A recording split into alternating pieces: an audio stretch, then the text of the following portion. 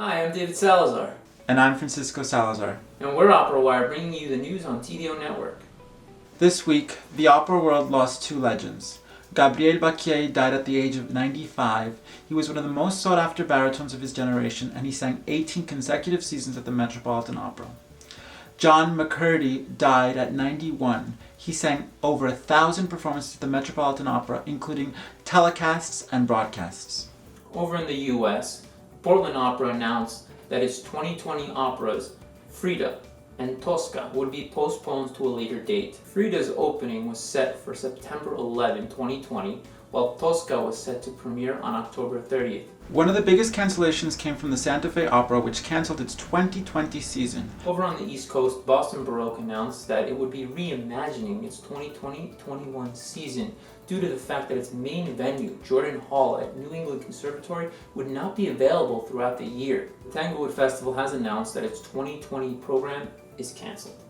Instead, the company will offer online programming including audio and visual recordings for audiences to engage with. Meanwhile, in New York, the Broadway League has announced that all theaters will remain closed until September 6th. This will undeniably have implications on other companies and organizations throughout New York, in particular the Metropolitan Opera.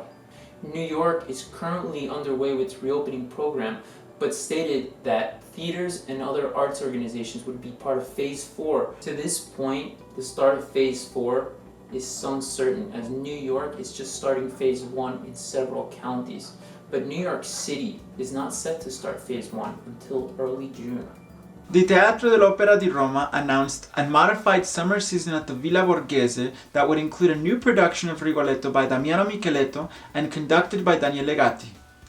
The production will star Luca Salsi, Vittorio Rigolo, and Rosa Feola, and the summer season will also consist of concert performances of Il Barbiere di Siviglia. The Teatro also announced a new partnership with Banco del Fucino that will help ensure economic solvency for the next 3 years. In Austria, the health minister announced a plan to reopen the culture sector beginning on May 29th. The plan would eventually allow 1,000 people to gather in a theater by August. Meanwhile, the Brigance Festival, which had originally announced it was going on as planned, has cancelled its 2020 edition. The festival cannot meet the new regulations of the Health Ministry. With concert halls still closed, Wigmore Hall and BBC have announced live concerts that will be streamed on Wigmore Hall's website. Those concerts will include such artists as Yestin Davies, Lucy Crowe, and Roderick Williams. And that's a wrap on this week's episode. Thank you for joining us, and we'll see you next time. Thank you, and to learn more, visit operawire.com.